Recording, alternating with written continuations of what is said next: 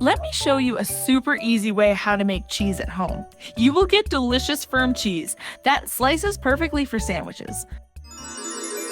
First, pour milk in a large pot. You will need 1 liter or about 4¼ cups of milk. Make sure the pot has enough extra space because we will add 1 kilogram or about 4 cups of cottage cheese next. I have found that full-fat cottage cheese works best for this recipe. Stir the milk and cottage cheese mix on medium heat. I have learned that adding a tablespoon of vinegar helps everything separate better, although that was not in the original recipe. Do not let it boil. Just heat until you see the whey starting to separate from the curds. This usually takes about 5 to 7 minutes. You will know it is ready when you notice yellowish liquid separating from the white curds, as you can see here.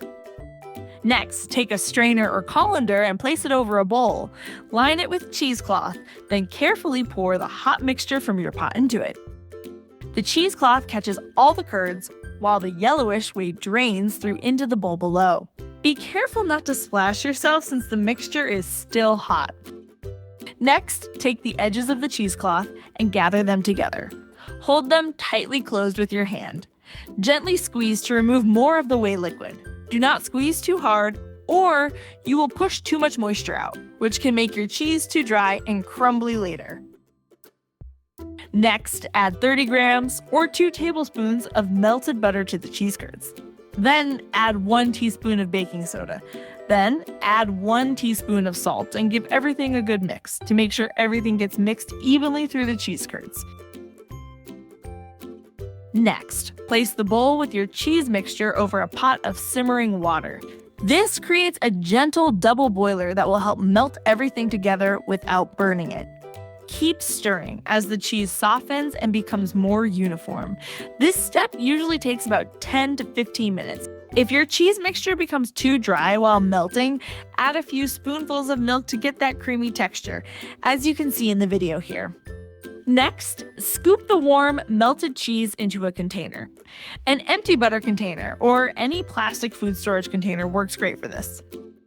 Press it down firmly with the back of a spoon to remove any air pockets or gaps. Make sure to get it into all the corners of the container so your cheese block will have a nice shape. This helps it set into a solid block that you can easily remove and slice later. Cover the container with a lid or plastic wrap and refrigerate at least 1 hour. I usually leave mine in the fridge overnight to make sure it sets completely. The longer it chills, the firmer your cheese will become and the easier it will be to slice.